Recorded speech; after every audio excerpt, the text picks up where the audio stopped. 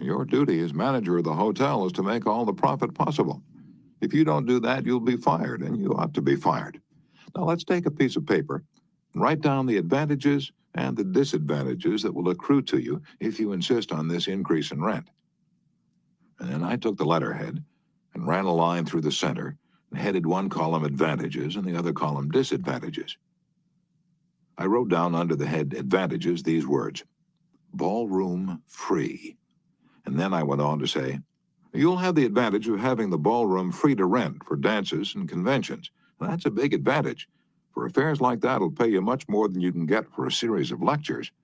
If I tie your ballroom up for 20 nights during the course of the season, it's sure to mean a loss of some very profitable business to you. Now, let's consider the disadvantages. First, instead of increasing your income from me, you're going to decrease it.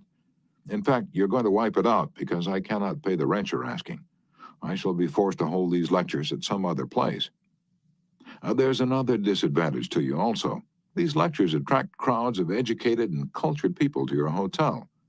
That is good advertising for you, isn't it?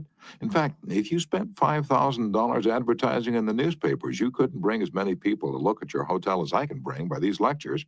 That is worth a lot to the hotel, isn't it? As I talked, I wrote these two disadvantages under the proper heading and handed the sheet of paper to the manager, saying, I wish you'd carefully consider both the advantages and disadvantages that are going to accrue to you, and then give me your final decision. I received a letter the next day informing me that my rent would be increased only 50% instead of 300%. Mind you, I got this reduction without saying a word about what I wanted. I talked all the time about what the other person wanted and how he could get it. Suppose I had done the human, natural thing. Suppose I'd stormed into his office and said, what do you mean, raising my rent 300%, when you know the tickets have been printed and the announcements made? 300%? Ridiculous, absurd, I won't pay it. What would have happened then? An argument would have begun to steam and boil and sputter, and you know how arguments end. Even if I had convinced him that he was wrong, his pride would have made it difficult for him to back down and give in. Here is one of the best bits of advice ever given about the fine art of human relationships. If there is any one secret of success, said Henry Ford, it lies in the ability to get the other person's point of view and see things from that person's angle as well as from your own. That is so good, I want to repeat it. If there is any one secret of success, it lies in the ability to get the other person's point of view and see things from that person's angle as well as from your own. That is so simple, so obvious, that anyone ought to see the truth of it at a glance. Yet 90% of the people on this earth ignore it 90% of the time. An example?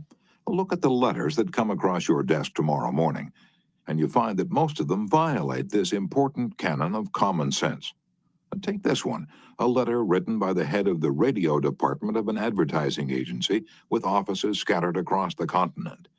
This letter was sent to the managers of local radio stations throughout the country. To Mr. John Blank, Blankville, Indiana. Dear Mr. Blank, the XYZ Company desires to retain its position in advertising agency leadership in the radio field. Who cares what your company desires? I'm worried about my own problems. The bank is foreclosing the mortgage on my house. The bugs are destroying the hollyhocks. The stock market tumbled yesterday. I missed the 8:15 this morning. I wasn't invited to the Joneses' dance last night. The doctor tells me I have high blood pressure and neuritis and dandruff. And then what happens? I come down to the office this morning worried, open my mail, and hear some little whippersnapper off in New York yapping about what his company wants. Bah!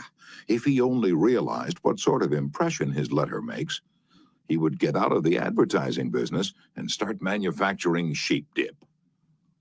This agency's national advertising accounts were the bulwark of the network. Our subsequent clearances of station time have kept us at the top of agencies year after year. You are big and rich and right at the top, are you? So what? I don't give two hoops in Hades if you're as big as General Motors. and General Electric and the General Staff of the U.S. Army all combined. If you had as much sense as a half-witted hummingbird, you'd realize that I'm interested in how big I am, not how big you are. All this talk about your enormous success makes me feel small and unimportant. We desire to service our accounts with the last word on radio station information. You desire. You desire. You unmitigated ass. I'm not interested in what you desire or what the President of the United States desires. Let me tell you once and for all that I am interested in what I desire, and you haven't said a word about that yet in this absurd letter of yours. Will you therefore put the XYZ Company on your preferred list for weekly station information, every single detail that will be useful to an agency in intelligently booking time? Preferred list? You have your nerve. You make me feel insignificant by your big talk about your company, and then you ask me to put you on a preferred list, and you don't even say please when you ask it. A prompt acknowledgement of this letter, giving us your latest doings, will be mutually helpful. You fool. You mail me a cheap form letter, a letter scattered far and wide like the autumn leaves, and you have the gall to ask me, when I'm worried about the mortgage and the hollyhocks and my blood pressure, to sit down and dictate a personal note acknowledging your form letter, and you ask me to do it promptly. What do you mean, promptly? Don't you know I'm just as busy as you are, or at least I like to think I am? And while we're on the subject, who gave you the lordly right to order me around? You say it will be mutually helpful. At last, you have begun to see my viewpoint, but you're vague about how it will be to my advantage. Very truly yours, John Doe, Manager, Radio Department. P.S. The enclosed reprint from the Blankville Journal will be of interest to you, and you may want to broadcast it over your station. Finally, down here in the postscript, you mentioned something that may help me solve one of my problems. Why didn't you begin your letter with, oh, what's the use? Any advertising man who's guilty of perpetrating such drivel as you've sent me has something wrong with his medulla oblongata. You don't need a letter giving our latest doings. What you need is a quart of iodine in your thyroid gland. Now, if people who devote their lives to advertising and who pose as experts in the art of influencing people to buy, if they write a letter like that, what can we expect from the butcher and the baker or the auto mechanic? Here's another letter written by the superintendent of a large freight terminal to a student of this course, Edward Vermillion. What effect did this letter have on the man to whom it was addressed? Let me read it to you, and then I'll tell you. A. Zarega's Sons Incorporated, 28 Front Street, Brooklyn, New York, 11201. Attention, Mr. Edward Vermillion.